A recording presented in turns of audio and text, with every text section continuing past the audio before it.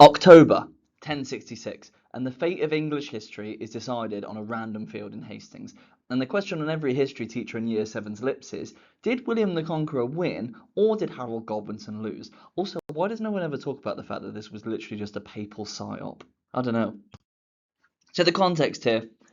Romans leave Britain around the year 410 CE. Anglo-Saxons and Vikings have ruled since. They've basically been exchanging the throne between them. There's a whole part of northern England called the Danelaw, where they have Dane laws, but really the throne keeps changing hands between Anglo-Saxons and Vikings.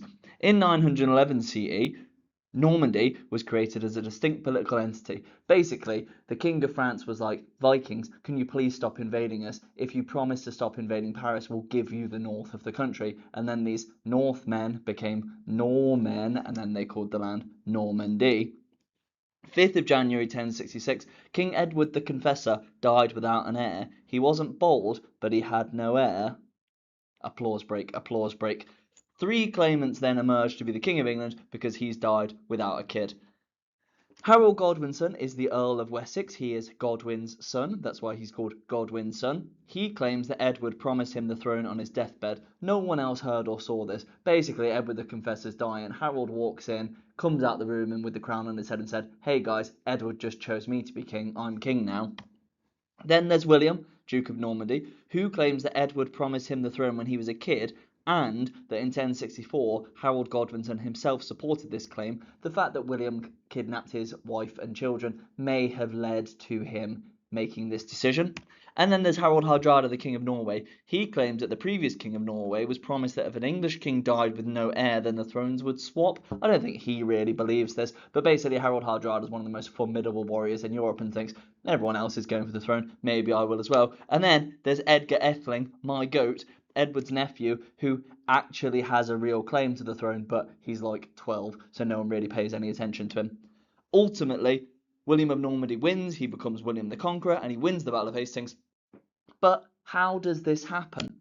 Well, there's 2 theories in the historiography. Either William the Conqueror won or Harold Godwinson lost. Firstly, we'll address this idea that William the Conqueror won, basically meaning he was good and deserved it.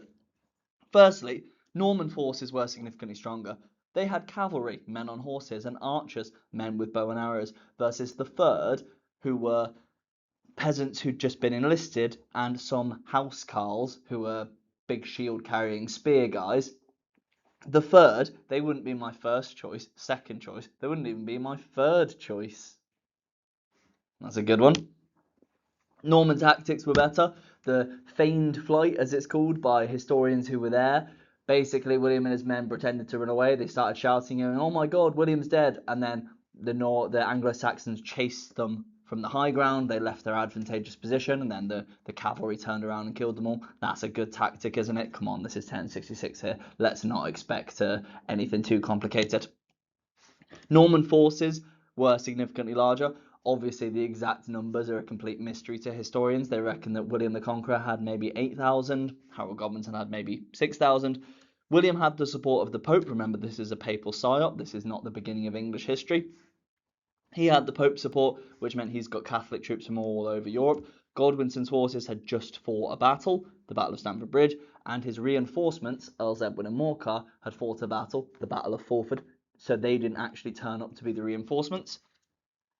William's decision-making was also better. He arrived later than he was supposed to. That's one of the great what-ifs in British history. William the Conqueror was supposed to arrive to England before Harold Hardrada, meaning if a full-strength Godwinson had fought William, would he have lost?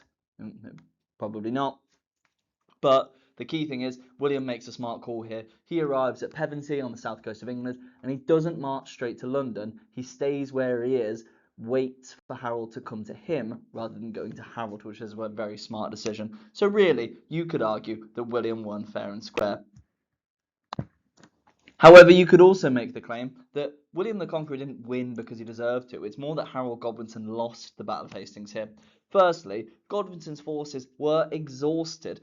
They're based in London. Harold Hardrada arrives in the north of England. He sends his boys, Edwin and Morcar, to beat Hardrada. They get absolutely annihilated at the Battle of Fulford. And then Godwinson has to march all the way to York to do the Battle of Stamford Bridge, which they amazingly win. Also, fighting Vikings is bloody difficult because they don't surrender. You have to kill every single one of them.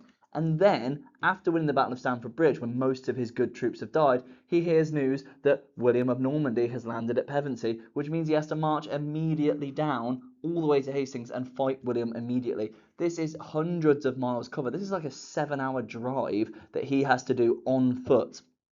There's really no way he could have won this. Also, like I've just mentioned, Godwinson was supposed to have reinforcements, but they never arrived. That wasn't his fault. Godwinson's forces also fell for the feigned flight. They were at the top of a hill in a shield wall. They could have just stayed there and waited to win by the laws of averages, but they were exhausted, they were tired, most of their army are untrained third, and they fall for it. They fall for the feigned flight not once, not twice, apparently like 5 times they fall for this exact same trick. Fool me once, shame on you. Fool me twice, shame on me. Fool me 3 times, you could probably shame me as well there. So, and then Godwinson died, either an arrow to the eye, if you believe the Bayeux Tapestry, or he was just cut down, if you believe the Bayeux Tapestry, and his forces had to surrender. So, did Godwinson lose this battle? Absolutely, but that does detract on all the smart things William did, mainly stayed put instead of marching to London. But the real winner of the Battle of Hastings has to be me and you, the British youth, because we have names like Charlie, like me, Harold, William, not Ethelred, Tostig, and Aelfric.